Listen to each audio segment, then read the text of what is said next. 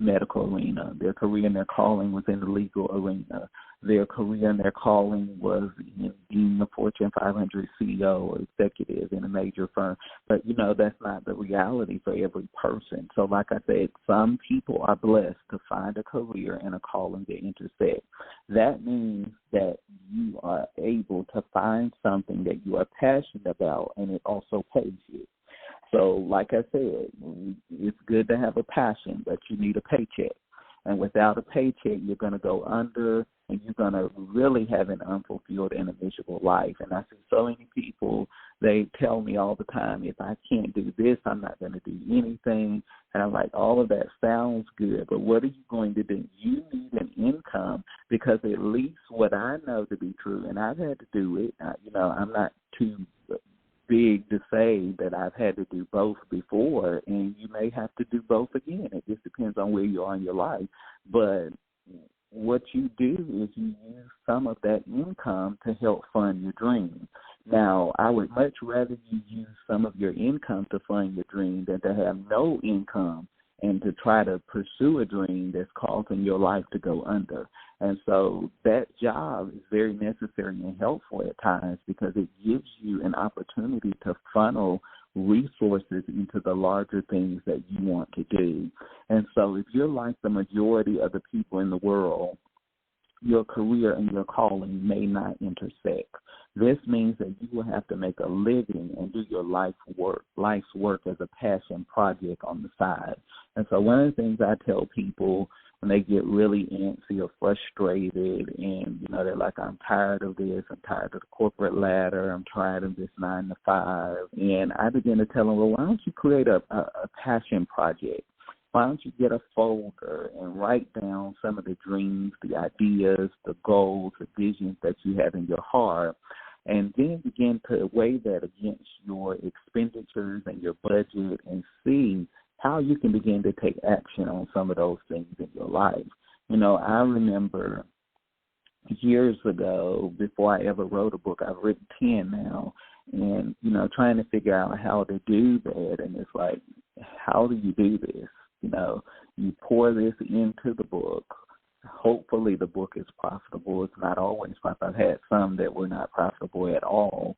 But, you have to figure that out. And so I say, okay, I'm going to start small here. I'm going to do this. I'm going to do that. And, of course, it's evolved, and the books are doing tremendous things today, but that wasn't always the case. And so what I'm telling you is create that passion project. It's exciting because let me tell you what most people do.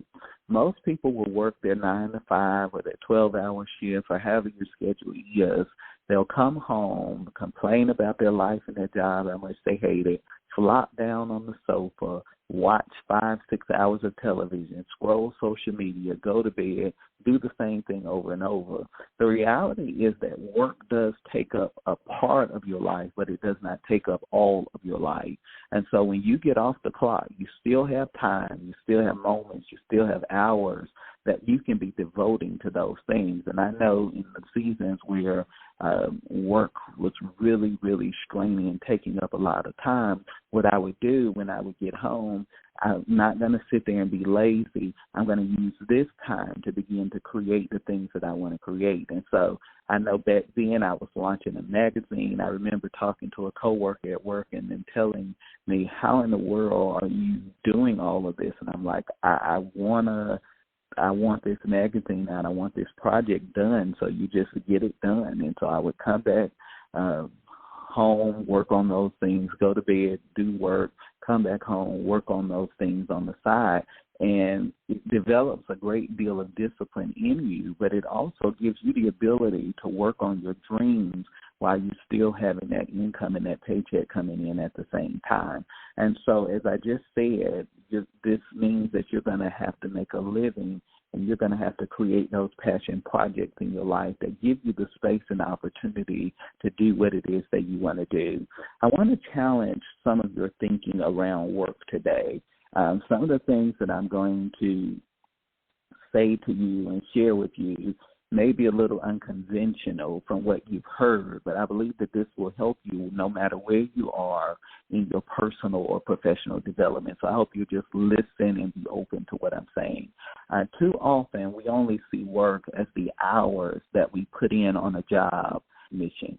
You know, some people like, if only I could get rid of this job, I would have more time to do the things that I want to do. Well, let me tell you something as an entrepreneur.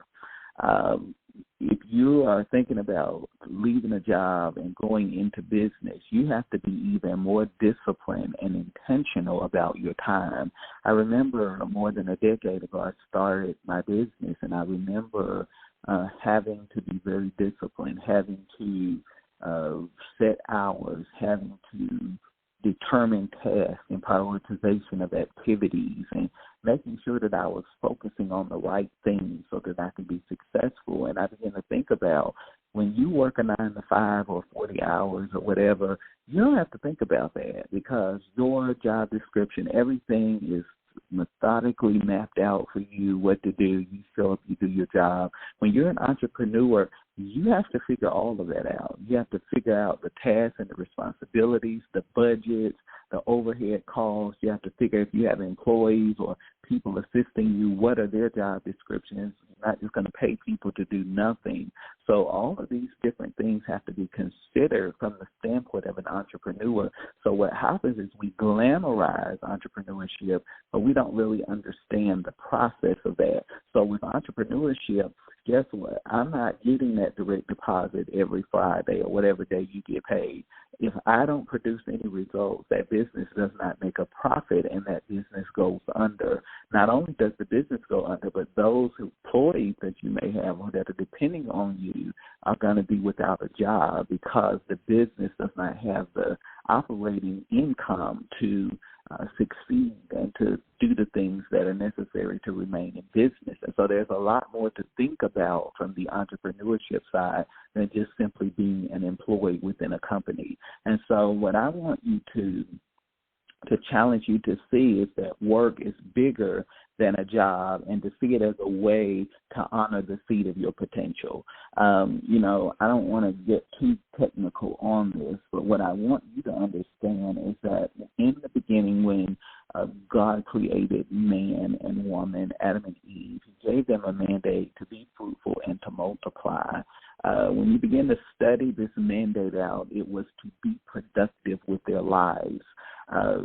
In the beginning, before the fall of man and before Adam committed high treason against God, man enjoyed his work.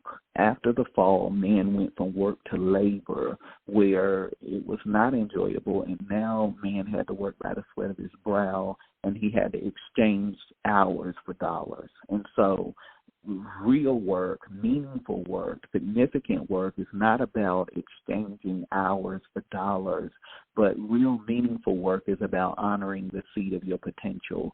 And so when you really begin to operate from that level of awareness and understanding, it becomes less about how much you make and less about all repetitive measures and standards that we look to.